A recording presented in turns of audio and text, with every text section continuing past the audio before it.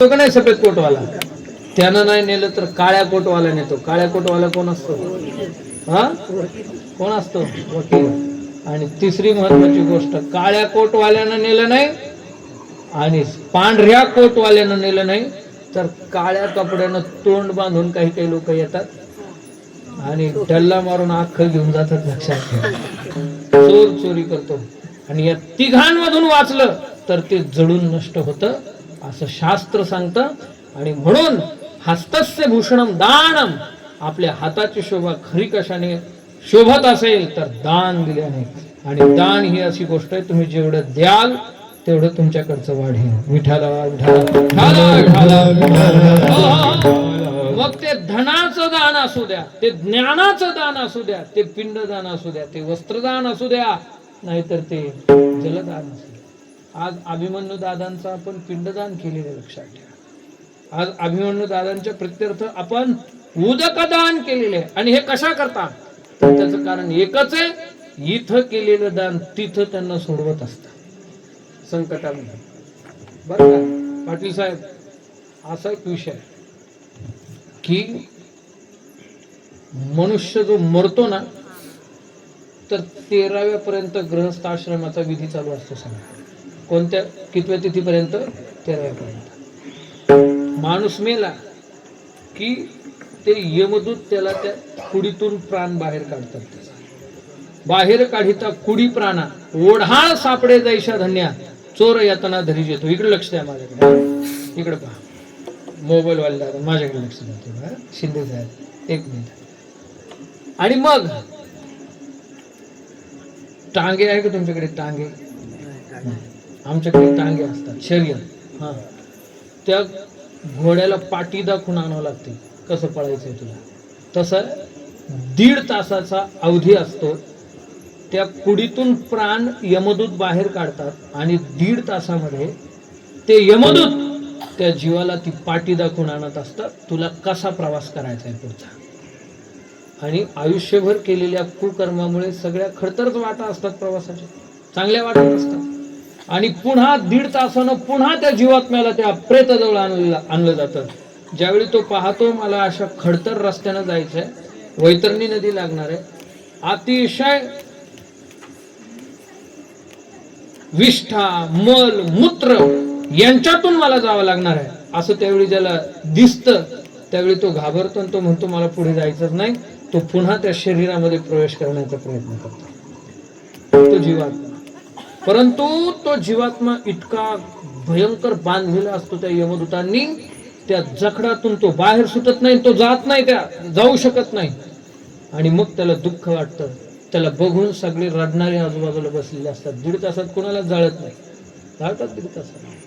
त्या प्रेताच्या आजूबाजूला सगळे गणगोत नातेवाईक बसलेले असतात आणि ते सगळे रडत असतात. आणि त्यांचा रडणं, त्यांचा माया, त्यांचा मोह पाहून याला वाटतं यांचं माझ्यावर किती प्रेम आहे, मी पुन्हा या शरीरात जाणार, पुन्हा या शरीरात जाणार. म्हणून त्याची सारखी धडपड सुरू असते. पण त्याला जाता येत नाही. त्याचा सूक्ष्मदेह बाहेर पडलेला असतो. स्थूल देहातून सूक्ष्मदेह बाहेर पडणं यालाच मरण म्हणतात. विठ्ठला पुन्हा तो आतमध्ये प्रवेश करू शकत नाही. मग कधी धातयाही पाया पडता नुठीगत आयु पंडोसुता, ब्रह्मदेवाच्या पाया पडून जरी सांगितलं की पुन्हा या जीवात्म्याला त्या शरीरामध्ये जाऊ दे, तरी पण ते शक्य नाही. एकदा माणूस मेला की विषय संपला. पुन्हा आणता येतं का त्याच्यामध्ये? नाही. धातयाही पाया पडता नुठीगत आयु पंडोसुता, गेलेला क्षण ब्रह्मदेवाला विनंती केली तरी पुन्हा आणता येत नाही. आणि त्याला वाटतं मी त्यात जावं. आणि मग मात्र तो शोक करतो. 13 दिवसापर्यंत तो कुठंच जात नाही. प्रेताला जाळलं जातं. ज्या दिवशी तुम्ही अंत्यविधी करता त्या दिवशीच 5 महत्वाच्या गोष्टी ठरलेल्या असतात. 5 पिंडदान ठरलेले असतात. किती पिंड द्यावे लागतात? 5. ज्या ठिकाणी देह ठेवला ना आपल्या बापानं किंवा आपल्या आईनं, त्या ठिकाणी 1 पिंड ठेवावं लागतं. दुसरा पिंड दरवाजात ठेवावा लागतो. घरातून बाहेर काढताना त्या प्रेताला, त्याला पांथ पिंड म्हणतात. तिसरा पिंड विसाव्याच्या ठिकाणी द्यावा लागतो. चौथा पिंड चितेत ठेवावा लागतो. आणि 5वा पिंड त्या प्रेताच्या हातात ठेवावा लागतो. हे 5 पिंड. 10व्या पर्यंत रोज 1 पिंड द्यावा लागतो. असं करत करत करत 10 पिंड झाले. 10व्यापर्यंत रोज एक पिंड. तो कुठं द्यायचा? एक तर तो आपल्या छतावर ठेवायचा असतो, नाही तर स्मशानभूमीत ठेवायचा असतो, नाही तर नदीत ठेवायचा असतो. असे 3 ठिकाण आहेत त्या पिंड ठेवण्याचे. पण आमच्याकडे तुमच्याकडे माहित नाही, आमच्याकडे 10व्या दिवशी एकदमच 10 पिंड देऊन टाकतात. त्याला दशक्रिया असं म्हणतात. तसंच आहे ना. 10व्या दिवशी एकदम 10 पिंड देतात. मग ते 10 दिवसाच्या अन्नाची त्याची व्यवस्था असते ती. आणि मग जर एखादा ग्रहस्थी मेलेला असेल तर त्याचा 13वा केला जातो. आज अभिमन्यू दादा ग्रहस्थी होते म्हणून त्यांचा काय 13वा. लक्षात ठेवा, हे शास्त्र आहे. एखादा ब्रह्मचारी गेलेला असेल तर त्याचा 14वा केला जातो. काय केला जातो? 14वा. एखादा वानप्रस्थी मेलेला असेल तर त्याचा काय केला जातो? 15वा.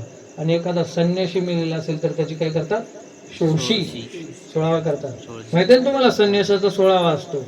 गृहस्थ आश्रमातील लोकांचा काय असतो? 13वा असतो. का 13वा असतो? कारण 13 दिवस म्हणजे आजच्या दिवसापर्यंत वैकुंठवासी अभिमन्यू दादा कुठंच गेले नाही. इथंच तुमच्या आमच्यामध्ये बसून ते कुठेतरी कीर्तन ऐकत असतात. त्यांचा सूक्ष्म देह लक्षात ठेवा. स्थूल देह टाकला पंचमहाभूतांपासून बनलेला, परंतु त्या पंचमहाभूतांच्या आतमध्ये एक देह असतो, त्याला सूक्ष्म देह म्हणतात. काय म्हणतात त्याला? सूक्ष्म देह. मरण म्हणजे काय? स्थूल देहातून सूक्ष्म देह बाहेर पडणे. मला सांगा, प्रेताला डोळे असतात की नाही? मग त्याला पाहता येतं का? त्याला कान असतात की नाही? मग त्याला ऐकता येतं का? त्याला तोंड असतं की नाही? त्याला बोलता येतं का? खाता येतं का? त्याला त्वचा असते की नाही? त्याला गरम गार कळतं का? नाही कळत. का कळत नाही? त्याचं कारण आहे, ह्या पंच ज्ञानेंद्रिय पंच कर्मेंद्रिय जरी इथं आपल्याला वरचेवर दिसत असतील तरी त्यांना चालवणारा बोलणारा आतमध्ये कुणीतरी असतो, त्याला म्हणतात सूक्ष्मदेह. आणि हा सूक्ष्मदेह किती तत्वांचा तयार झालेला असतो? 19. स्थूल देह 5 तत्वांचा असतो. आपला हा दिसणारा देह आहे ना, पृथ्वी आप तेज वायू आकाश. आणि हा स्थूल देह ज्यावेळी आपण जाळून टाकतो किंवा पुरून टाकतो त्यावेळी ही पंचमहाभूत पंचमहाभूतांमध्ये विलीन होतात. कसं? पृथ्वीचं तत्व पृथ्वीमध्ये विलीन होतं. मातीच होती ना शरीराची. काय होतं शरीराचं? काही लोक म्हणतात मी एवढा देखणा आहे, मी एवढा श्रीमंत आहे, मी आमकाय तमकाय. काय होतं तुझ्या शरीराचं मेल्यावर? काय होतं? कोट्याधीश मेला आणि एखादा भिकारी मेला, दोघांनाही जाळलं. कसं ओळखायचं? एक फकीर असा स्मशानात जाऊन 2 राखेचे गंज होते आणि ते पाहत आणि त्याला विचारलं काय पाहताय? त्यानं सांगितलं ही राख श्रीमंतांची नाही, ही गरीबाची. मग श्रीमंताच्या राखेत आणि गरीबाच्या राखेत काय बदल आहे तो पाहतोय. काय बदल असणार आहे? सगळ्यांची काय होते? राखच होते, मातीच होते. मातीचं तत्व मातीत मिळतं, पृथ्वी. जलाचं तत्व जलात, तेजाचं तत्व तेजात, वायूचं तत्व वायूत, आणि आकाशाचं तत्व आकाशामध्ये विलीन होऊन जातं. खाली काय राहतं? काही शिल्लक राहत. पंचमहाभूतांचा देह आहे. उसनी आणलेली वस्तू आहे, कधी ना कधी देऊन टाकावी लागणार. काय म्हणणं? जे उष्ण आहे ते ठेवता येतं का? एका बाईनं लग्नाला जायचं होतं तिला, तिच्याकडे काही दागिनेच नव्हते. मग ती काय म्हटली माहितीये का? माझ्याकडे दागिने नाहीये त्याच्यामुळे मी लग्नाला जाणारच नाही. तिचा नवरा म्हटलं अगं माझी बायकोकडे दागिने नाही म्हणून लग्नाला जाणार नाही. आता मी तर विकत आणू शकत नाही. सोनं काय भाव आहे? 10,000 उतरले बरं का. थोडं घसरलंय आता खाली, कमी. 14,000. 1,49,000 रुपये तोळा आहे सोनं. म्हणजे 14,900ला 1 ग्रॅम. 1 ग्रॅमचा भाव सांगितला. पाटील साहेब तुम्ही किलो मध्ये बोलायला पाहिजे, असं ग्रॅम मध्ये. मोठी माणसं आहेत तुम्ही. विठाला विठाला विठाला विठाला विठाला. आलं लक्षात? काय काय लक्षात? सांगा ना, मी सांग. एवढं महाग सोनं आहे, कसं आणायचं? त्याची बहीण गावातच राहिली होती. तो बहिणीजवळ गेला आणि बहिणीला म्हटलं हे दीदी मला जरा तुझं सोनं दे बरं. तुझ्या वहिनीला सोनच नाही म्हणे, तिला घालायचं, दे बरं. लग्नाला जाय पुढे आणलं. लग्नाला गेली, सगळ्यांनी कौतुक केलं. काय चांगलं नेकलेस आहे, काय चांगले झुबे, काय चांगलं काय काय असतं, चपला हार आहे, काय चांगला बुटाचा हार आहे, काय चांगला सँडल हार असतात ना ते. काय मला माहित नाही, तुम्हाला बाहेरनं माहिती आहे. काय चांगलं काय चांगलं. सगळ्यांनी तिला बरं वाटेल का कौतुक केल्यावर? हा, त्या सोन्याचं कौतुक केल्यावर तिला बरं वाटल का? वाटल का? नक्की काय आणलं नाही का कधी उष्ण तुम्ही कोणाचं? त्याच्यामुळे तुम्हाला काय माहिती, वाटल नाही वाटत. आणि एखाद्यानं नाव ठेवलं हे अजिबात चांगलं नाही तरी तिला वाईट वाटल. कोणी कौतुक केलं तर चांगलं वाटेल नाही, आणि कोणी नाव ठेवलं तरी वाईट वाटेल नाही. कारण का? तिला माहिती हे माझं नाहीये, हे उष्ण आहे. तसा हा देह सुद्धा कसा आहे? उष्ण. आणि उष्ण्या देहाबद्दल आसक्ती धरली पाहिजे का? एक लक्षात ठेवा, उष्ण आणलेलं सोनं ही जर म्हटली मी तुला देणारच नाही, सख्खी नंदन असली तरी तुमच्या विरोधात कोर्टात गेल्याशिवाय राहणार. तिलाच नंदन म्हणतात. विठ्ठल विठ्ठल विठ्ठल. महाराज रस्त्यात जमीन गेली 2 गुंठे जाऊ द्या, पण 1 गुंठेचे पैसे ट्रान्सफर झाले नाही तरी जातात ते नाही आजकालच्या बहिणी. खरंय खोट आहे? खरंय ना? तुम्हाला पटायला लागलं बरं का? खरंय खरंय. जातात की नाही? कोण तुम्ही उष्ण आणलं ते म्हटले आम्ही देणारच नाही, जमेल? तसा हा पंचमहाभूतांचा आणलेला देह आहे उष्ण. हा एक ना एक दिवस आपल्याला पंचमहाभूतांमध्ये विलीन करावा लागणार आहे. विठ्ठला विठ्ठला. म्हणून देह हा पाचाचा आणीला उसना, शिखी ज्याची त्याला देणी लागे. महाराज म्हणतात ज्याचा आहे त्याला देऊन टाकावा लागणार. पंचमहाभूतात्मक देह आपण दिला, पण सूक्ष्म देह कुठंच जात नाही. लक्षात ठेवा, त्याचा बाध होत असतो सूक्ष्म देहाचा. कारण डोळ्यांना दाखवणारे एक डोळे असतात आतमध्ये, नाहीतर डोळ्यांनी दिसलं असतं तर मग त्या डोळ्यांनी दिसलं असतं ना. बरोबर आहे की नाही? डोळ्यांचे डोळे आतमध्ये, कानाचे कान, त्याला सूक्ष्मदेह म्हणतात. नाकाचं नाक, मुखाचं मुख, जिभेची जीभ, हे सगळं याला सूक्ष्मदेह म्हणतात. आणि हा सूक्ष्मदेह पंच ज्ञानेंद्रिय, पंच कर्मेंद्रिय, पंच प्राण, मन, बुद्धी, चित्त, अहंकार अशा 19 तत्वांचा बनलेला असतो सूक्ष्मदेह.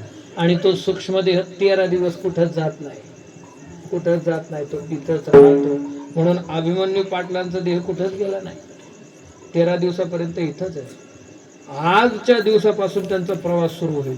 कधी विधी झाला ना सकाळी, तो विधी आटोपला की मग त्यांचा प्रवास सुरू होतो. लक्षात घ्या. आणि तो प्रवास किती दिवसांचा असतो?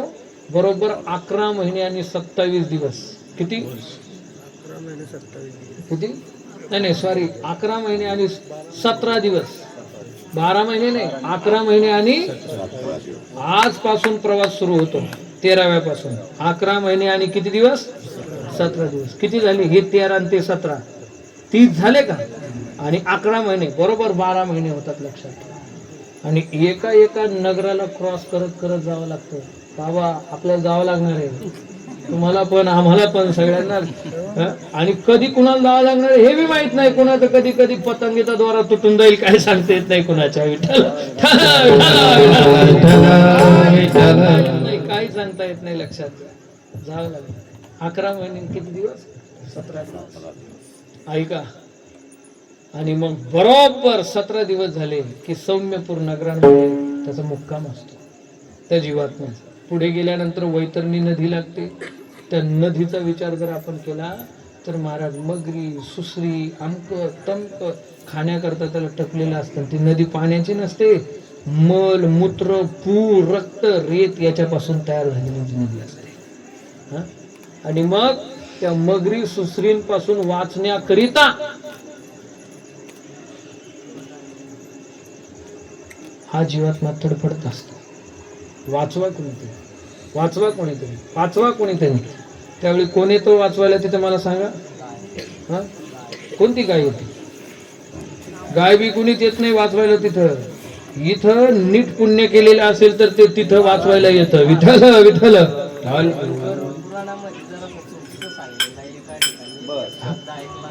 हा ठीक आहे विठ्ठल विठ्ठल विठ्ठल. तिथं आपण केलेलं कर्म आपल्याला सोडवण्याकरता येतं. जर चांगलं कर्म केलेलं असेल या जगात आपणच आपल्याला मुक्त करू शकतो. जगातला दुसरा कोणीच गाय नाही बैल नाही आपल्याला सोडवणार, लक्षात ठेवा. हा, उलट चुकीचे काम केल्यावर गाय आणि बैल माग लागत असते बर का. तिथं सोडवायला कोणीच येत नाही. तुका म्हणे मज सोडविना कोणी एका चक्रपाणी वाचून. कुणीच सोडवायला येत नाही. स्वतः उद्धरेत आत्मनात्मानम आत्मानम अवसादेत. गीता सांगते तूच तुझा उद्धार करू शकतो, तू नरकात जाऊ शकतो. म्हणेव मनुष्याणाम बंधनम कारणम बंध मोक्षयोः. तुम्ही बंधनात पडता तेही तुमच्यामुळेच, आणि तुम्ही मोक्षाला जाता मुक्त होता तेही तुमच्यामुळेच. या जगात कुणीच कुणाला जबाबदार नसते, लक्षात ठेवा. कुणीच. म्हणून ज्ञानोबारांनी सांगितलं आपुली आपण सोडवण. संसार बंधन आपली सोडवण आपणच करायची असते, ना की आपल्या कुळात कोणीतरी एखादा हरिभक्त जन्माला येईल तो आपल्याला उद्धरून नेईल. असं कधी होत नसता. त्याच्याकरता आपल्यालाच चांगलं कर्म करावं लागतं. एक लक्षात ठेवा, मेल्यावर फक्त कर्मच सोबत येतं.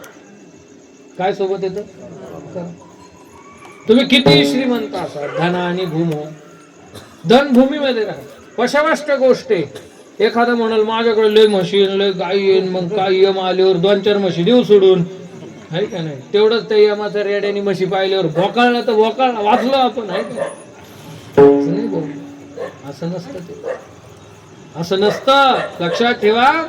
धना आणि भूमो पशवष्ट गोष्ट आहे. गोठ्यात सगळी पशु राहतात. भार्या गृहद्वारे, बायको घराच्या दारापर्यंत येते. कुठे येते? दारापर्यंत. नामदेव महाराज म्हणतात गृहद्वाराची कामिनी तितव राहिली भुवनी, अंती जळ तसे स्मशानी अग्नी सवी एकला. एकट्याला जळावं लागतं. गृहद्वाराची कामिनी तितव राहिली भुवनी, घरातच राहते, येत नाही सोबत.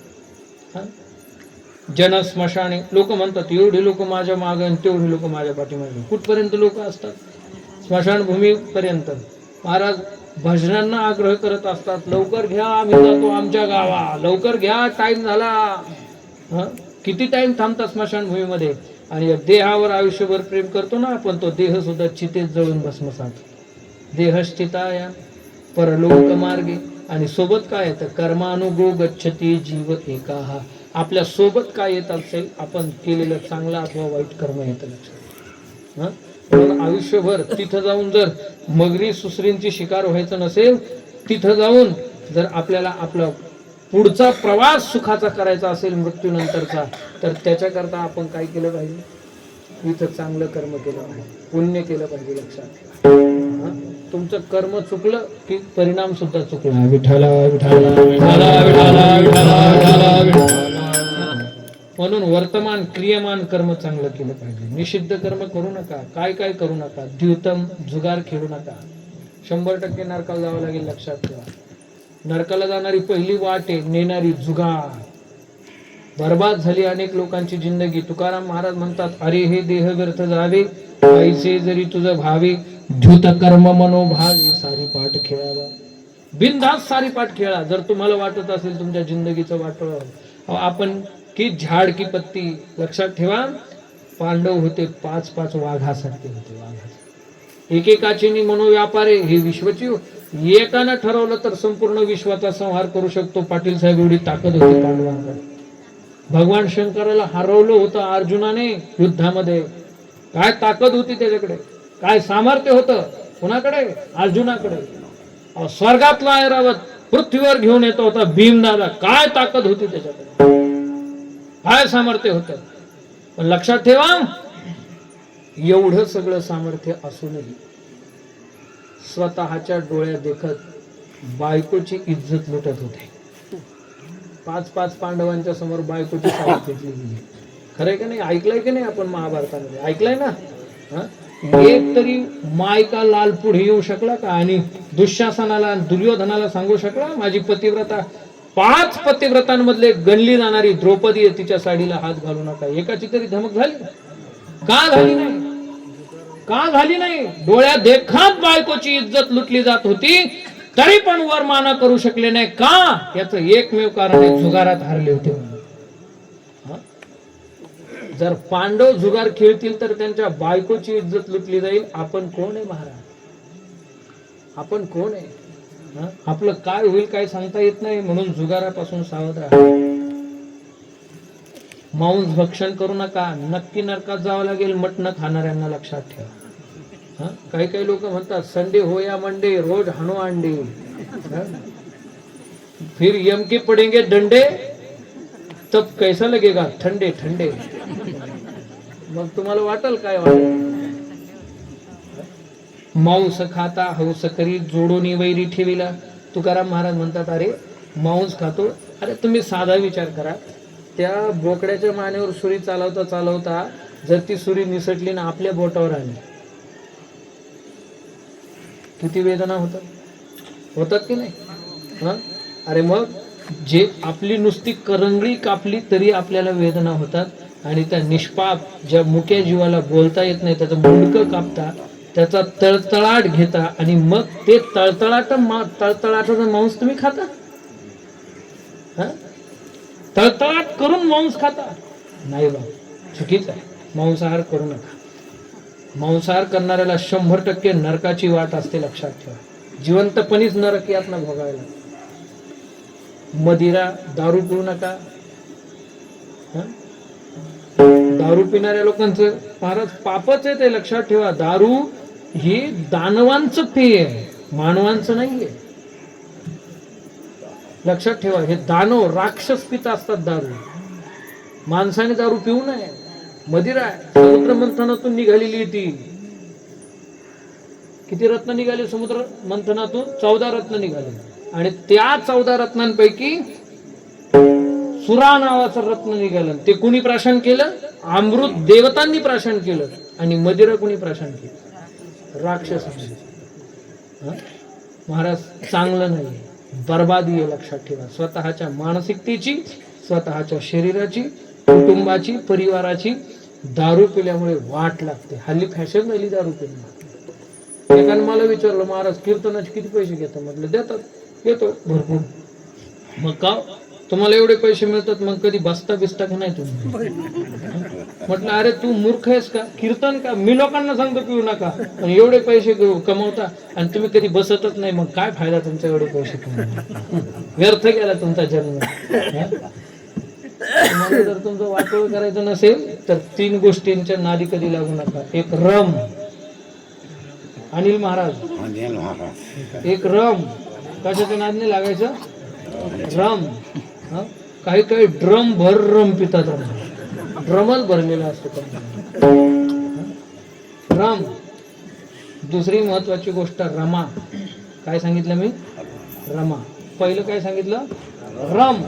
दुसरी गोष्ट काय सांगितली? रमा. आणि तिसरी गोष्ट रमी. कळालं शिंदे पाटील, सुनील महाराज? पहिली गोष्ट काय? रम. दुसरी गोष्ट कोणती? रमा. आणि तिसरी गोष्ट कोणती? रमी. या तिन्ही पण तुमचं वाटोळं करतात. रम म्हणजे दारू, रमा म्हणजे परस्त्री, आणि रमी या शब्दाचा अर्थ होतो जुगार, वाटोळं करणारे. मग नाद कोणाचा करायचा आम्ही? रम, रमी, रमा. टाका रामाच्या नादी लागा, जिंदगीत काहीच कमी पडणार नाही. तुम्हाला लक्षात, काही कमी पडणार नाही. रामाच्या नादी लागा. रमी, रम, रमा टाकून द्या. मी का सांगतो तुम्हाला? याचं कारण आहे नरकाला नेणाऱ्या वाट आहेत. जिंदगीचा नरक करतात, जिवंतपणी नरक यातना भोगाव्या लागतात, लक्षात ठेवा. या तिघांच्या नादी लागल्यामुळे. म्हणून द्योतम मांसम मदिरा, वेश्यागमन करू नका. मृगया, कुठल्याच प्राण्याची हत्या करू नका. चौर्यम, चोरी करू नका. चोरी करत नाही का तुम्ही? तुम्ही चोरी करत नाही? नाही, चोरी करत नाही तुम्ही? म्हणजे इथं बसलेले कोणीच चोर नाही बा, मी एकट्याच चोरासारखा आलोय तुमच्याकडे. चोरी करत नाही. गाय आहे घरी, दूध देते का? किती दूध जात तुमचं? नाही, डेअरीला नाही का दूध? डेअरीवाले तर भेटले मग अशी मला. काय डेअरीवाले? महाराज आमच्या म्हशी 5 लिटर दूध देते म्हैस. घरी त्यातलं 1 लिटर ठेवतो, तरी डेअरीला 6 लिटर घालतो. ते वरचं 2 लिटर आणतो कुठून? घाल पाणी कर कालच्या वाणी. खरंय का नाही? चोरी करत नाही तुम्ही, ही चोरी नाहीये. चौर्य, परदार सेवा, परस्त्री. आणि शेवटी सांगितलंय की या 7 गोष्टी ज्या आहेत त्या नरकाला नेणाऱ्या आहेत. म्हणून या 7 गोष्टींपासून सावध राहा. निषिद्ध कर्म टाळा. अशी जर कर्म आयुष्यभर केलेली असतील तर जिवंतपणी सुद्धा तुम्हाला नरकाच्या यात नाही, मेल्यावर सुद्धा नरक चुकणार नाही, लक्षात ठेवा. फायनली याच्यानंतर पुढे काहीच नाहीये, कुणीच नाहीये. जे आपल्या संस्कृतीचं शास्त्र आहे, जे केलं ते भोगावंच लागणार तुम्हाला महाराज, तुम्ही कुणीही असा. इथं राजा दशरथाच्या पोटी राम जन्माला आला, परंतु राजा दशरथाला भोगावं लागलं केलेलं कर्म. 4 पोरं होते, मारताना एकही जवळ नव्हता, लक्षात ठेवा. 4 पुत्र दशरथा, अंतकाळी एकही नव्हता. जगाचा बाप होता प्रभुराम, पण 14 वर्ष वनवासात जावं लागलं. जनक राजाची कन्या होती, रस्त्यानं अनवाणी पायानं चालली की सख्या तिच्या समोर फुलं टाकायच्या, परंतु तीच सीता जी जनकाची कन्या होती, जानकी तिला म्हणायचे, तीच सीता अनवाणी पायानं प्रभुरामाच्या मागे जंगलात रानावनात फिरत होती. झोपायला जिला हस्तिदंताचा पलंग होता आणि मखमलीची गादी होती. ती काड्यांपासून बनवलेल्या कुटियेत राहत होती. झोपायला उशी नव्हती तर दगडाची उशी करून तिला 14 वर्ष झोपावं लागलं. कर्म या जगात कुणाला चुकलं नाही, तुम्हाला काय चुकणार आहे? अरे जगाला गीता सांगणारा भगवान श्रीकृष्ण तुरुंगात जन्माला आलेला आहे, लक्षात ठेवा. कुठे जन्म झालेला आहे कृष्णाचा? तुरुंगात झालेला की नाही जन्म? मग जर देवाला चुकत नसेल तर कर्म आपल्यासारख्यांची काय कथा आहे महाराज? प्रत्येकाला कर्माचा भोग भोगावाच लागतो, त्याशिवाय पर्याय नाही. तुम्ही कुणीही असा, प्रत्येकाला. म्हणून कर्म करतानाच जर चांगलं केलं तर वाईट भोगायला येणार नाही आपल्याला. करतानाच चांगलं करा. प्रारब्ध म्हणजे काय? अरे प्रारब्ध आपणच निर्माण करत असतो, जगात कुणी निर्माण करत नाही आपलं प्रारब्ध. आपण जे केलं तेच भोगायला येतं, जे नाही केलं ते भोगायला येत नाही. विठ्ठल विठ्ठल विठ्ठल विठ्ठल. आणि इथून वर गेल्यावर सुद्धा पुण्य सोडवायला येतं, लक्षात ठेवा. तिथं एटीएम चालत नाही, क्रेडिट कार्ड चालत नाही, ओळखी पालखी चालत नाही. तिकडं वरती खाली तरी ओळखी पालखी चालतील तुमच्या, मी आमक्याचा तमका आहे धमक्याचा तमका आहे. तर तिथे गेल्यावर नुसते रट्टे पडत राहतात, लक्षात ठेवा. अजून ओळखी सांगितल्यावर अजून जोडीतात. मग एवढ्या चांगल्याच्या फक्त एक ओळख सांगितली ना मग जोडत नाही. कोणती? हरिनामाची, भक्तीची ओळख. कराव हरिभक्ती, परलोकी येईल सोडविले यामा. म्हणून इथं चांगलं वागा. काही लोक म्हणतात इथं इतके वांगळ वागतात आणि मग त्यांच्या पुढे लिहितात स्वर्गवासी, कैलासवासी, तोंडवाशी. खर तर त्याचंही पत्र आलं नाही, कैलासात गेला ना वैकुंठात गेला. गेलेल्याच आलं का? नाही. फक्त नरकवाशी लिहिता येत नाही म्हणून आपण कै लिहित असतो. विठ्ठल विठ्ठल एवढे कारनामे केलेले असतात. म्हणून मला हे सांगायचं आहे की आपण आपल्या सोबत फक्त आपलं कर्मच येतं, चांगलं अथवा वाईट, दुसरं काही येत नाही. येतं काही नाही येत. म्हणून चांगलं कर्म करावं. ते चांगलं कर्म म्हणजे काय? अभंगाच्या पहिल्या चरणात सांगितलं, मनवोनी शरण जावे, मनवोनी शरण जावे, मनवोनी शरण जावे, मनवोनी शरण जावे. सर्व बाबे देवासे, सर्व देवासी तो तरील पार, तो तरील पार.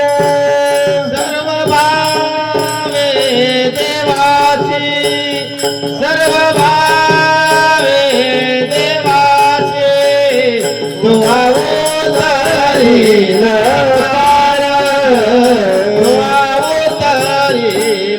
पार, या जगामध्ये चांगलं चांगलं कर्म कोणतं असेल, सत्कर्म जर कोणतं असेल तर भगवंताची शरणागती आहे. म्हणवोनी शरण जावे. का म्हणवोनी? तिथं जाऊन जर यातना व्हाव्या, आम्हाला होऊ नये असं वाटत असेल तर म्हणवोनी शरण जावे. हा म्हणवोनी जो शब्द आहे ना, आपल्या मराठीमध्ये 2 शब्द आहेत. त्याच्यातला हा म्हणवोनी हा लय महत्वाचा शब्द आहे, लक्षात ठेवा. एक पण आणि दुसरा म्हणून असे 2 शब्द आहेत. एक कोणता शब्द आहे? पण. आपण म्हणतो ना आमका आमका माणूस, वा वा वा, काय बोलायचं त्याचं. 50 एकर जमीन त्याला राजोऱ्यात. किती? 50 एकर. अहो त्याला एक पत्नी, 2 मुलं, 2ही मुलं सुशिक्षित आहे. एक कलेक्टर आहे, एक मुलगा IPS अधिकारी झालेला आहे, एक कलेक्टर अधिकारी आहे. अहो सगळं, अहो काय विचारायचं त्या माणसाचं. एवढं चांगलं वर्णन केलं जातं आणि नंतर मग सांगितलं जातं हे सगळं बरं आहे बरं का. हे सगळं चांगलं आहे. पुढे पण नाही नालायक घेतो. म्हणजे पाठीमागं जेवढं वर्णन केलं त्याच्यावर पाणी फिरलं का नाही या पण मुळे. म्हणजे मागे एवढा चांगलं वर्णन केलं त्याच्यावर काय फिरलं? कशामुळे? पण मुळे. कशामुळे? महिला मंडळ कळतंय ना मी काय बोलतो? कशामुळे पाणी फिरलं? पण मुळे. पण मुळे मागच्या सगळ्या गोष्टींवर पाणी फिरतं आणि म्हणून शब्द आला की माणसाला काहीतरी आधार येत असतो, लक्षात ठेवा. आपण म्हणतो अरे बघ बरं, सांगितलं होतं कुंभमेळ्यात जाऊ नको, कशी चेंगराचेंगरी झाली. तो म्हणतो हो ना, खूप चेंगराचेंगरी झाली हो, बरं झालं मी गेलो नाही. अरे म्हणूनच तुला सांगत होतं जाऊ नको, म्हणून तुला सांगितलं होतं जाऊ नको. बघ बरं, तिथं गेला असतास तर कसं वाईट झालं असतं सगळं. गेला नाही, चांगलं झालं ना.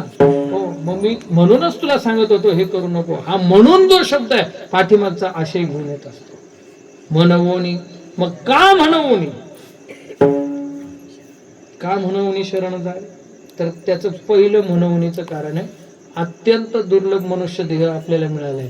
बाकीच्या कोणत्याच देहामध्ये भगवंताला शरण जाण्याची बुद्धी नसते. म्हणवोनी मनुष्य देह मिळाला, म्हणवोनी शरण जावे. खरं सांगू तुम्हाला, कुत्रे, मांजर, बैल, डुकर एकत्रित आले ते म्हटले चला पंढरपूरच्या वारीला जायचं आपल्याला. झालं असं कधी?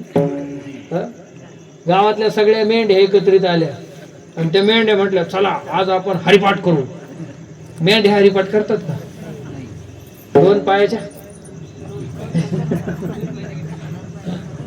करतात, नामस्मरण करतात, भजन करतात. मेंढर नाही, कोकर अजिबात. कोण भजन करू शकतं? फक्त माणूस, फक्त मनुष्य देह. मनुष्य देहातच एवढं ज्ञान आहे, दुसरं कशातच नाही महाराज. आणि तो मनुष्य देह मिळणं पण सोपं नाही, लय दुर्लभ आहे. इतका दुर्लभ. दुर्लभम मानुषो देहो देहिनां क्षणभंगुराः तत्रापि दुर्लभम मन्ये वैकुंठ प्रिय दर्शनम. वर्णन केलंय. शंकराचार्य सांगतात 3 गोष्टी दुर्लभ आहे. मनुष्यत्वम, मुमुक्षुत्वम, महापुरुष संश्रयाः. सुभाषितकार सांगतात काही गोष्टी पुन्हा पुन्हा मिळतील पण मनुष्य देह पुन्हा मिळणार. मिळेल एकदा हा देह गेल्यानंतर दुसरा देह. बघा पुनर्वित्तम. तुमच्याकडे गडगंज संपत्ती होती, चोर आले चोरी करून घेऊन गेले, घाबरायचं कारण नाही. अनिल शेठ तुमची संपत्ती चोरी गेली, घाबरायचं कारण गेली. शीर सलामत तो पगडी 50. पैसे असले तर पुन्हा दुसरी घेता येईल की नाही? पुनर्वित्तम. डोकं असेल तर पुन्हा पैसे कमवता येतील. पुनर्वित्तम. बरेच लोक पूर्ण संपले पुन्हा उभे राहिले, असे अनेक उदाहरणं आपल्या डोळ्यासमोर. पुनर्वित्तम. पुनर्मित्रम. तुमचा एखादा जवळचा मित्र होता, तुम्हाला सोडून गेला, घाबरू नका, काळाच्या ओघात पुन्हा दुसरा मित्र तुम्हाला मिळेल. पुनर्मित्रम. पुनर्भार्या. तुमची पत्नी एखादी म्हणजे एकच असते, असे काय 4-5 असतात का? एकच आहे ना? आहे ना? ठीक आहे. तुमची एक पत्नी आहे, ती तुम्हाला सोडून जाऊ नये पण गेली समजा, जाणार नाही बरं का, मी म्हणत नाही, ते आलेले असतील तर सॉरी. समजा पत्नी सोडून गेली, घाबरायचं कारण आहे का? पुन्हा दुसरी करता येईल म्हणतात. हळूच म्हटले पकवाजी म्हणता येईल. चांगले ठीक आहे. पुनर्भार्या. पुनर्मही. मही म्हणजे जमीन. तुमची 100-200 एकर जमीन होती परंतु ती गेली. तुम्हाला पुन्हा दुसरी जमीन खरेदी करता येते, पण एकदा मनुष्य देह गेल्यानंतर पुन्हा दुसरा मनुष्य देह मिळेल तुम्हाला? हा, महाराज, अन्नाचा कण आणि आयुष्याचा क्षण गेलेला पुन्हा परत कधीच मिळत नसतो, लक्षात ठेवा. म्हणून महाराज म्हणतात मरदेह दुर्लभ दाना शतवर्षाची गणना, त्यामध्ये दुःख यातना तुम्ही आठवा मधुसूदन. अत्यंत दुर्लभ मनुष्य देह आहे, पुन्हा पुन्हा मिळणार नाही. आंधळ्याच्या टाळीत कावळा सापडावा त्याप्रमाणे आपल्याला माणसाचा देह सापडलेला आहे.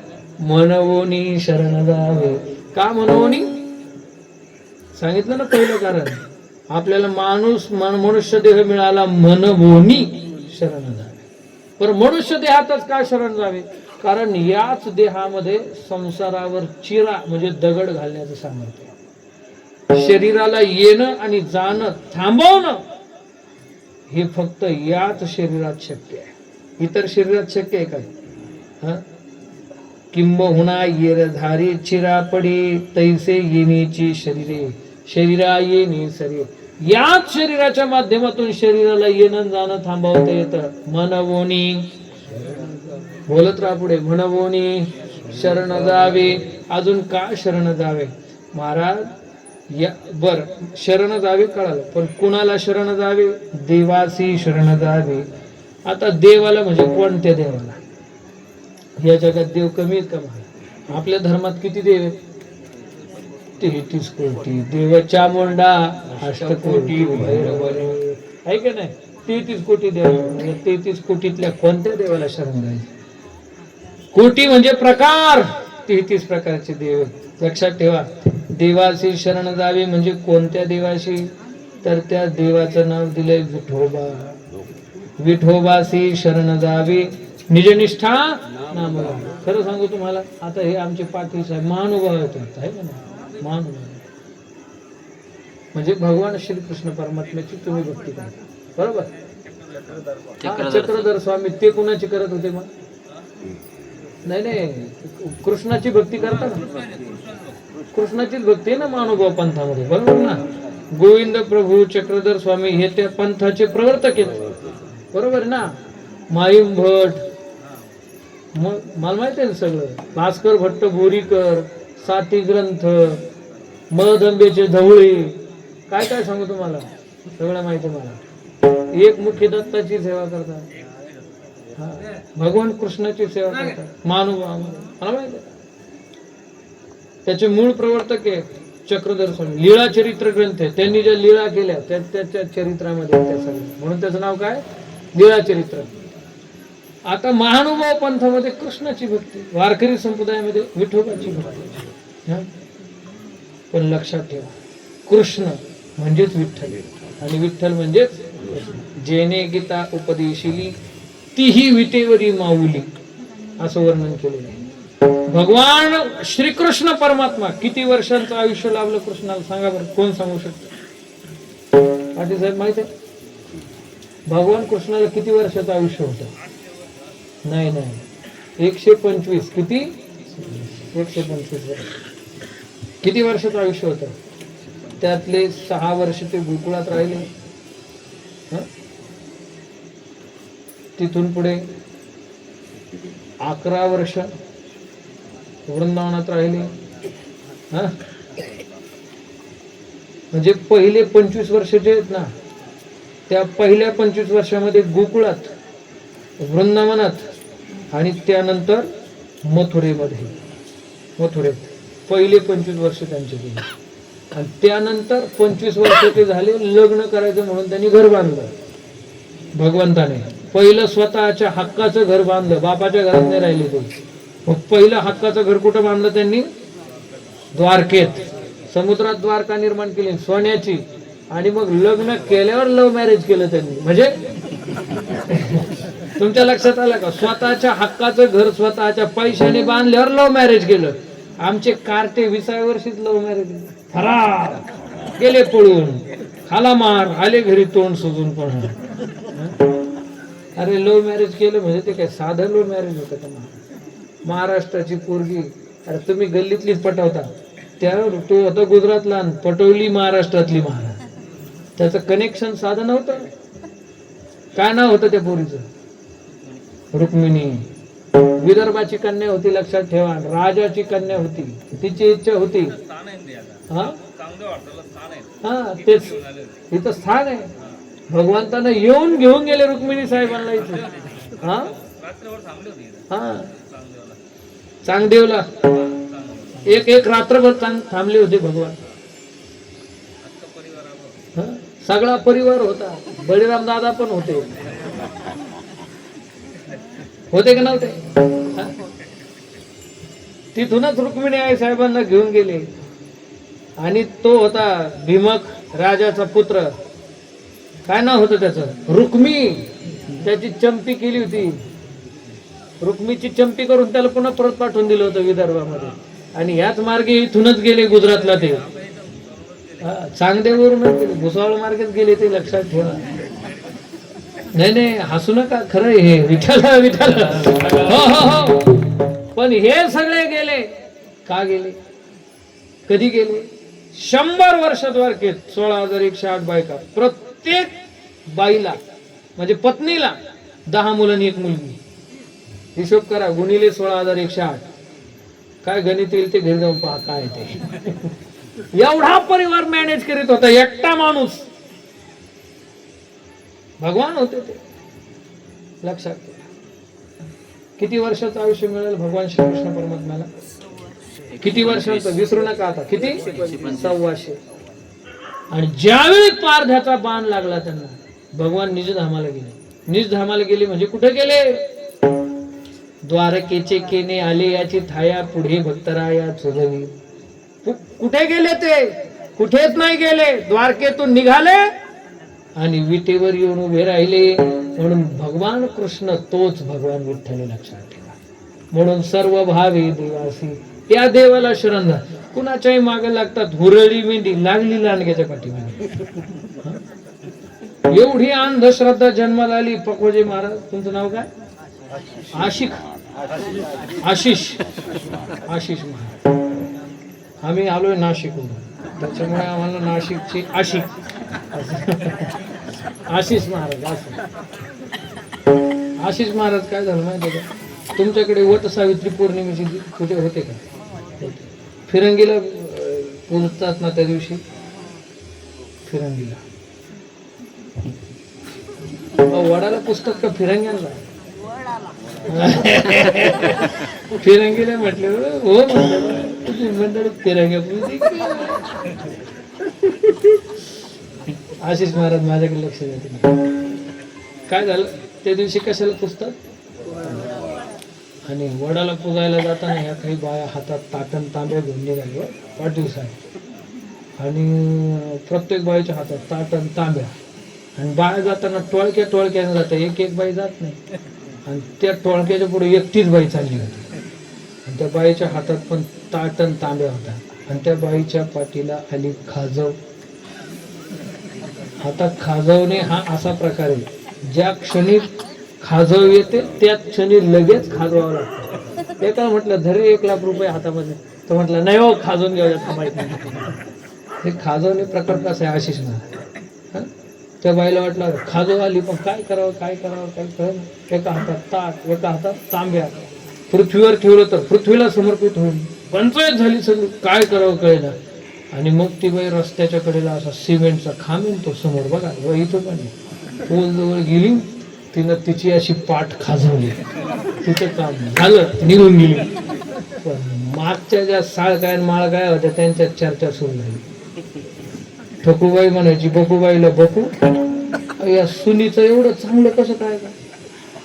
अख्खा कोरोना गेला, कोणी आजारी पडला नाही. किती समाधान आहे याच्या घरामध्ये, सुनीच्या घरात एवढं समाधान कसं काय?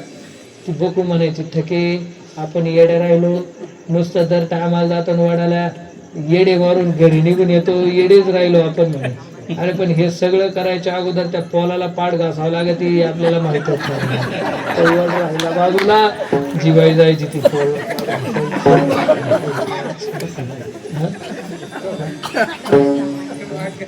बर पुढची ना पोलला पाड का घासली, मागची विचार केला का? हा अहो ही घासाघाशी अशीच चालू आहे. त्यांना घासली म्हणून मला घासून पाहिजे.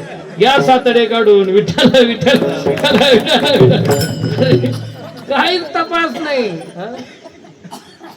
एक गेले जावे त्याच्या मागे, निंदिले निंदावे, वंदिले येडे गेलं सगळे गेले. हं? या का मी तुम्हाला सांगतो, हे पोरा उत्तर दे. कितवीला आहे तू? आयटीआला आहे. मला सांग, एका खोलीमध्ये 50 मेंढरं कोंडले, दरवाजा उघडला, एक मेंढरू त्याच्यातून निघून गेलं. वर्गात किती मेंढर राहिले? कसे काय? हा, अरे भाऊ 49 कसे राहतील? एक मेंढरू गेले, बाकीचे सगळे त्याच्या मागे जातात, एकही नाही राहत मध्ये. लक्षात ठेव. कसे काय 49 राहतील? राहतील 49. हा, एक गेलं का बाकीचे सगळे त्याच्या पाठीमागे निघून जातात. लक्षात ठेवा. तसं आपलं येड्याचा बाजार आणि पेड्याचा पाऊस चालू आहे. एखाद्यानं सांगितलं अमक्या बाबाच्या पायाला हात लावला का पोरं वाटेल. अरे लक्षात ठेवा, वारकरी संप्रदाय गाथा, गीता, ज्ञानेश्वरी, भागवत या सगळ्या गोष्टींच्या नादी लागा. इतरत्र कुठं नादी लागू नका. पायावर धोंडा पाडून घ्याल. खरं खोटं मला सांगा. आणि म्हणून माझी तुम्हाला विनंती आहे की या जगात शरण जाण्यायोग्य फक्त विठोबा आहे. लक्षात. कोणी कृष्ण म्हणतं त्याला, कोणी राम म्हणतं, कोणी विठ्ठल म्हणतं, कोणी भगवान शंकर म्हणतं. आपलं जे उपास्य दैवत आहे त्या देवतेच्या पाठीमागे लागा. जगामध्ये तुम्हाला कुणीच तारू शकत नाही तो स्वरूप. अंतकाळीचा सोयरा तुका म्हणे विठोधरा. अंतकाळी फक्त तोच सोडायला येणार आहे, बाकीचं कोणी तुम्हाला सोडवायला येत नाही. लक्षात. कीर्तनकारांच्या नादी लागू नका. तुम्ही खरं सांगतो, तुम्ही संबंध कीर्तनकारांशी नका ठेवा. तुम्ही कीर्तनकारांनी जे सांगितलंय त्याच्याशी संबंध ठेवा. तुका म्हणे रत्नसार तरी उपकार चिंधीचे. तुम्ही चिंधीत पूर्वी सोनं आणायचे, मग तुम्ही चिंधी लावून धरायचे का सोनं? सांगा. चिंधीला मानलं पाहिजे का सोन्याला? हा, सोन्याला. सोनं महत्वाचं का चिंधी? मग तुम्ही चिंधी धरून ठेवता का सोनं धरून ठेवता? चिंधी. लक्षात ठेवा, चिंधी सोडायची, सोनं काढून घ्यायचं, चिंधी फेकून द्यायची. आलं लक्षात तुम्हाला? चिंधीला किंमत देणारे लोक झाले. हिऱ्याला कोणी किंमत देत नाही, सोन्याला कोणी किंमत. काय सुनील पाटील काय म्हणायचे तुम्ही? खरं की नाही? म्हणून सर्व भाव हे देवासी. सर्व भावानं म्हणजे कसं? सर्व भावानं म्हणजे हा, तुम्ही किती जण भाऊ? किती जण भाऊ तुम्ही किती जण भाऊ? सर्व भाव म्हणजे सगळे भाऊ मिळून? नाही नाही, सगळे भाऊ म्हणजे सख्खे भाऊ नाही बरं का. मग काय काय म्हणतील, मग चुलत भाऊ का? नाही, ते पण नाही. मग मामे भाऊ, मावस भाऊ का? नाही. सर्व भावे या शब्दाचा अर्थ काया वाचा. तुम्हाला एकच ओवी सांगतो माऊलींची. नदी समुद्राला जाऊन मिळते, बरोबर? मिळते, बरोबर पाटील? जोर बसले का कीर्तन ऐकायला मस्त बसले. ऐका, आता ही तापी नदी आहे, ही पश्चिमेकडे वाहते का पूर्वेकडे वाहते? हा, पश्चिम दिशेला वाहते. काय? तापी नदी वाहते. उगम कुठं आहे तिचा? मध्य प्रदेश. या महाराष्ट्रात एकच उलटी वाहणारी नदी आहे, तापी नदी. आता बघा, गुजरातला समुद्राला जाऊन ती मिळते, मध्य प्रदेश मध्ये उगम पावते, गुजरातला समुद्राला जाऊन मिळते. तर या तापीमध्ये किती शहरांमधून वाहत जाते बरं ती? जाता जाता तिनं काय काय वाहून आणलेलं असतं स्वतःच सगळं. कोणी पातळ टाकतं, कोणी कपडे टाकतं, कोणी पैसे टाकतं, कोण काय काही ना काही टाकत असतात. ती ज्यावेळी समुद्राला जाऊन मिळते त्यावेळी ती स्वतः जवळ काय ठेवते वाहून आणलेलं? हा, ती म्हणते का नाही हे किमती मला राहू द्या, याची काही किंमत नाही तुला, असं म्हणते ती? म्हणते ती? म्हणते सगळं देऊन टाकते ना. महोदधिका गांग रिघाले. ज्ञानोबा सांगतात, समुद्राला गंगा मिळत असताना ती स्वतः जवळ ज्याप्रमाणे काहीच ठेवत नाही ना, त्याप्रमाणे त्याप्रमाणे भगवंताला शरण जाणं म्हणजे स्वतः जवळ कुठलाच भाव न ठेवणं. तया अहम, देवाला अहंकार व्हायला पाहिजे. पहिली महत्वाची गोष्ट तया अहम वाचा, वाणी समर्पित केली पाहिजे. समर्पिली वाणी पांडुरंगी घेते धनी, पूजा होती मुक्ता फळे, रस ओविया मंगळे. तिसरी महत्वाची गोष्ट चित्त त्याला दिलं पाहिजे. देवाला काय पाहिजे? झाले एक चित्त तरी बहुत, एवढ्यासाठी नका करू आता हाताला. आणि शेवटी सांगितलंय अंग. अंग या शब्दाचा अर्थ होतो शरीर, आणि म्हणून याला म्हणायचं सर्व भावे. सर्व भावे म्हणजे काय काय? तया अहम वाचा चित्त अंग देवोनिया शरणरीघ मोहोदधिका गांग विघाले जैसे. याला म्हणायचं सर्व भावे देवासी शरण जावे. का जावे? तो हा उतरील पार भवदुस्तर नदीचा. तो भगवान. भव या शब्दाचा अर्थ होतो संसार, आणि दुस्तर म्हणजे तरुण जाण्यासाठी अत्यंत कठीण अशी जी संसाराची माया नदी आहे, त्या माया नदीतून आपल्याला पैल पार व्हायचं असेल तर एकच करावं लागेल. काय करावं लागेल? भवदुस्तर नदीचा. देवाच्या शरणागतीशिवाय माया नदी पार करू शकत आपण नाही. आलं लक्षात? म्हणून मनवून शरण जावे सर्व भावी देवासी. का? भवदुस्तर नदीचा तोच पार करू शकतो. जगात कोण? अहो ब्रह्मदेव सुद्धा आपल्याला माया नदीतून पैल करू शकत नाही. करिता विचार तो हा दृढ संसार. काय करिता विचार तो हा दृढ संसार. ब्रह्मादिका पार नुलंघवी सामर्थ्य. ब्रह्मादिकांना सुद्धा ही नदी ओलांडून जाता आली नाही. माया नदी. महाराज लक्षात ठेवा. ब्रह्मदेव स्वतःच्याच पुरीच्या पाठीमागे लागला. स्वतः जन्माला घातलेल्या पुरीच्या. कुठं माया नदी राहिली महाराज? आपल्यासारखे गटांगड्या खाऊन मरतील. त्याच्यामुळे लक्षात ठेवा कायम शरणागती. आपण भरडली जाऊ नये असं वाटत असेल तर देवाच्या पायाजवळ राहा. जात आहे का तुमच्याकडे? माता भगिनींनो, जात पाहिलंय का तुम्ही? जुन्या बायांना जातं माहितीये, नवीन बायांना जातं माहित नाही. ते मिक्सर केलं का मिनिटात संपला विषय. पूर्वीच्या काळी काय असायचं? जातन पाटा.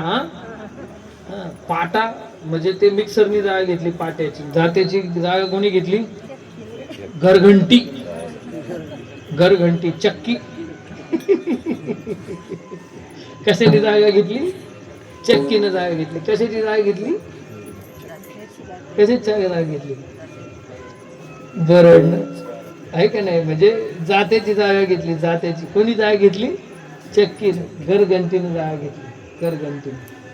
आता ऐका, त्या जात्याला 2 खुंटे असतात. कोणते?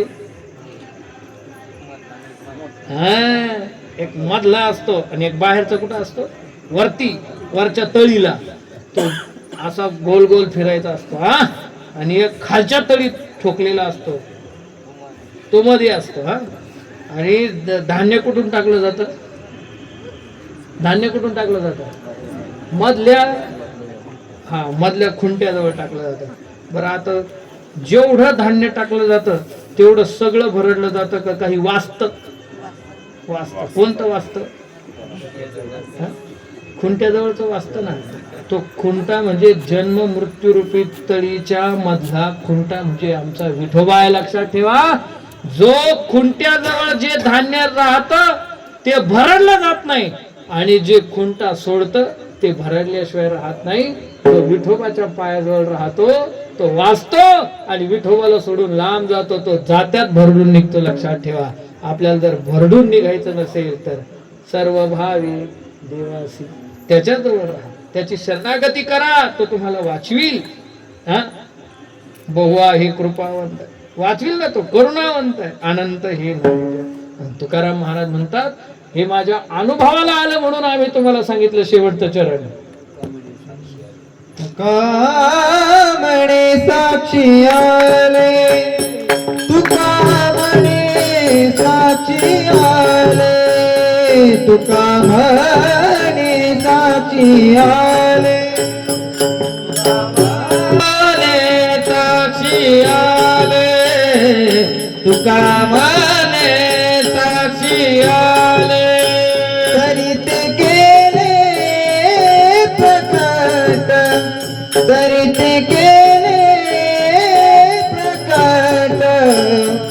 विठोबाची शरण जावे दोहावू तैल पार करीत केले प्रकट